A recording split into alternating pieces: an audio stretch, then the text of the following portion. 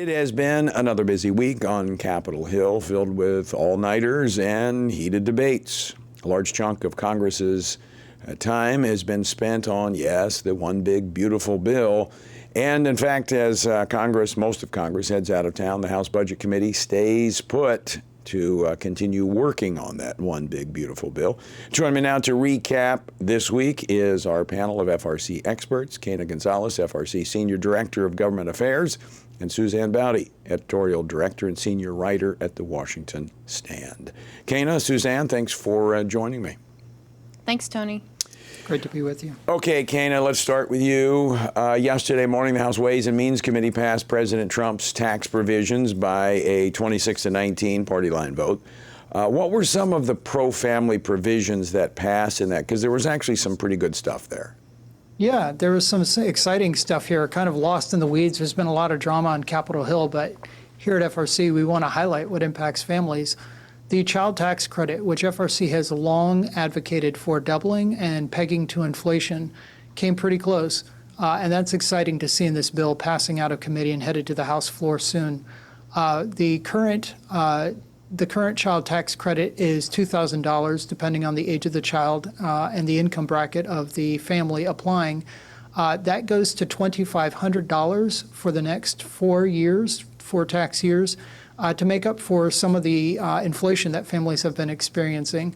And then it reverts to $2,000, which it has been. It had been set to go back down to $1,000. But that $2,000, again, is permanent, and it is pegged to inflation. So that's great news for families. Another piece that is hidden away in the bill and hasn't gotten a lot of reporting is making the adoption tax credit more accessible to more families. Now families who adopt a child and incur qualified expenses can deduct up to almost $17,000 from their income taxes. And again, that's pegged to inflation, so we don't have to have this debate every 5 or 10 years or 2 years after a Democrat is in power, apparently. So that's also great news. Also, to help lower income families who are adopting children, part of that is now made refundable, which means that even if your tax burden does not reach $17,000, you can deduct up to $5,000. So really great news for families tucked away in this tax bill. It's good. It shows that pro-family policy in dollars. Where your heart is, there will your treasure be also. All right, let's turn some other news. Suzanne, I want to bring you in on this. It wasn't a record, but it sure was long. 26 hours of debate in the Energy and Commerce Committee. They passed a bill that would find hundreds of billions of dollars in savings to taxpayers by reforming Medicaid and Medicare. Now, that's been kind of politically tricky. What's in the bill? Well, that overnighter that you're talking about was actually really fascinating. You saw how the members coped. Some had energy drinks. Dan Crenshaw brought a turntable to the floor. So in the midst of all these heavy issues, there were some really fun things that people witnessed. Some of the members fell asleep and were called out by their colleagues. There are some viral videos. But yes, in the process of all of that, there were some very important things made and reforms made in the Medicaid portion of the bill. One of those, which we've talked about a lot, is the addition of a work requirement. Now, the work requirement for Medicaid would apply to those who are 19 to 64 years of age who are able to work. In other words, these are people who shouldn't be just sitting on the couch. They're actually healthy. They can work and should work as a requirement to get this coverage. That alone is going to save a lot of money. They've also made some other changes in terms of how the states manage Medicaid, sort of returning some of the power to the states, which will be great. If you're a red state, that means you can try and cut some more costs. There will maybe even be some cost sharing involved in that.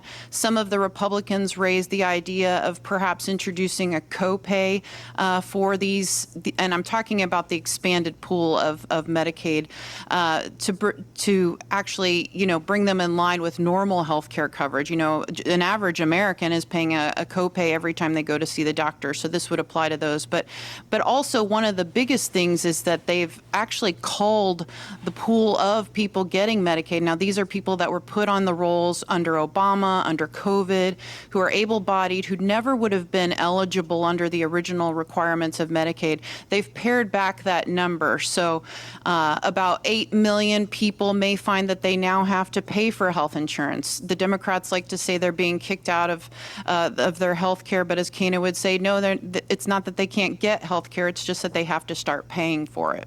Well, and these are people that were brought on, that able-bodied people who can work, who were brought on during the Biden administration with these expansions, as the government, the federal government, was enticing states to expand their Medicaid with a 9-to-1 match, which is quite significant. And so this is providing the cost savings to the cuts and able to do other things, plus shore up the Medicaid system. Now, abortion funding and organizations like Planned Parenthood, Quena, where's that stand? Yeah, one of the things that FRC has been talking to folks on the Hill really for months, really since the end of last year, about one of our top priorities has been defunding big abortion.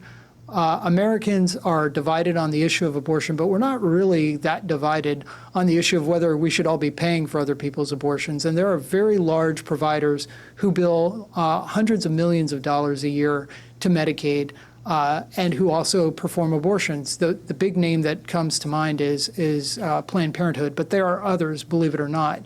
And so what this bill does, that the committee passed out of Energy and Commerce yesterday afternoon, would defund any organization that bills at that very high level and is performing abortions. We want to make sure that not only the abortions themselves, but the organizations whose business it really is to do abortion. The big abortion industry is defunded and is no longer receiving your taxpayer dollars or mine. All right, Quena, Planned Parenthood, as the abortion industry has changed somewhat, although they did over 400,000 abortions last year, raked in almost $800 million in taxpayer dollars. But they've also been chasing money through the transgender medical, hormone treatments and such. Where does that stand in the bill in terms of taxpayers having to fund gender transition procedures?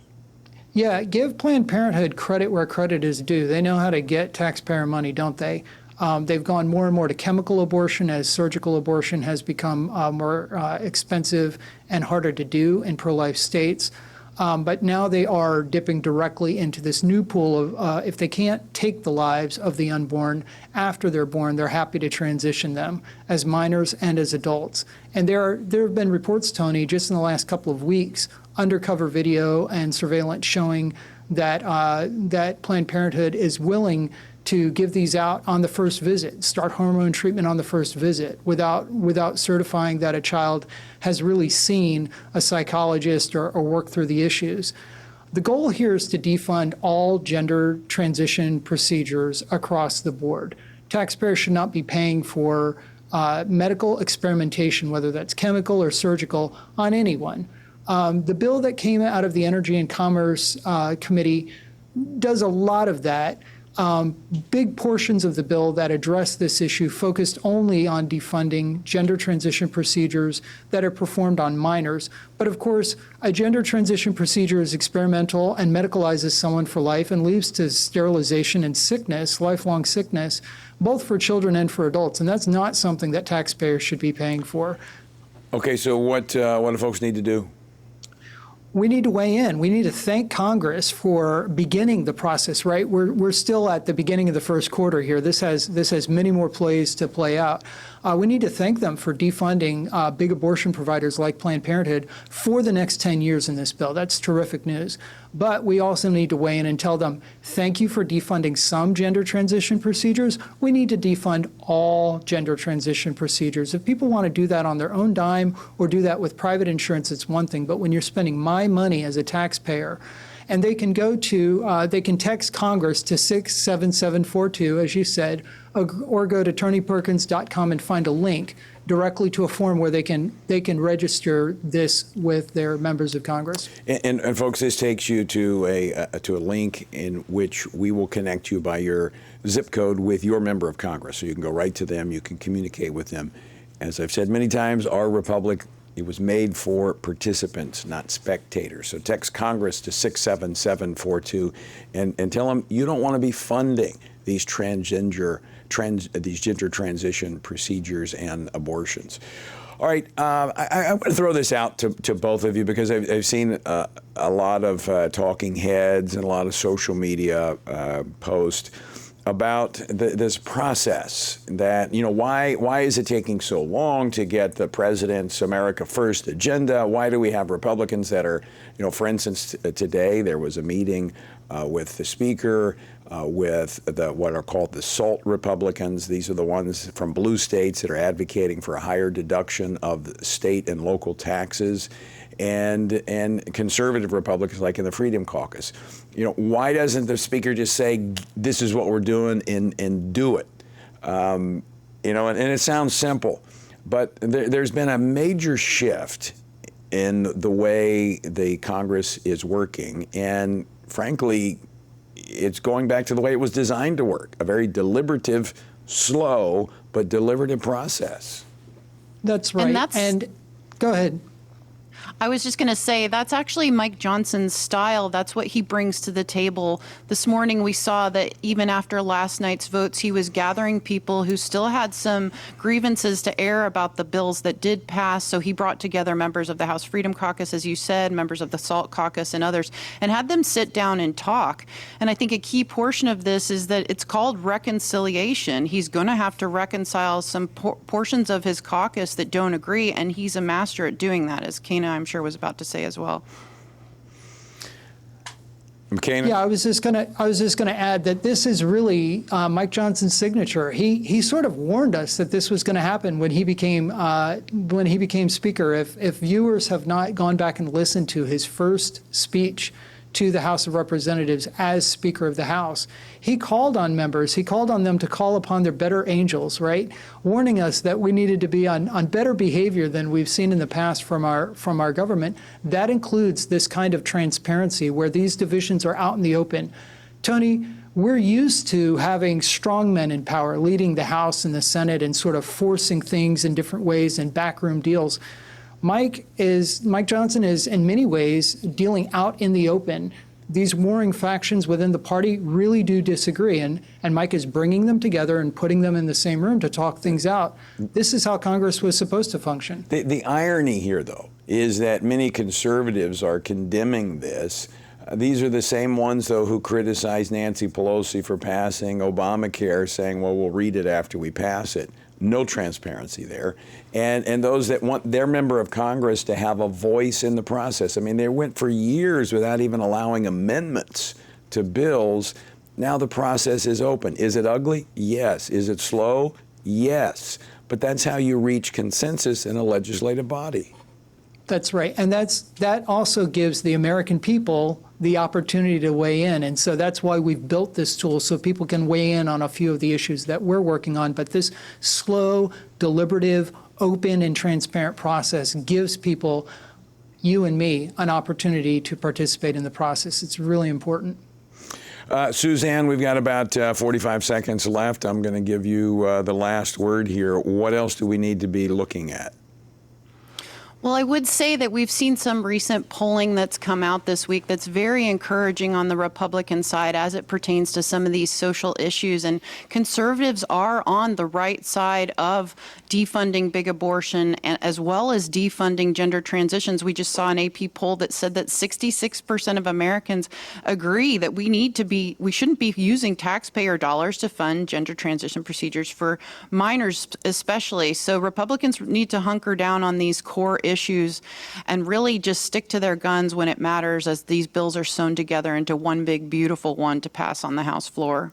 Yeah, I don't have time to unpack all of that, but we need to, when we see stuff that's crazy, we need to stand up and say, hey, wait a minute, this doesn't work. And that's what we did at the Family Research Council when it came to these gender transition procedures for minors with the SAFE Acts. And it took time, but as we educated the public, people's minds changed. Now we've got 26 states that have laws protecting minors.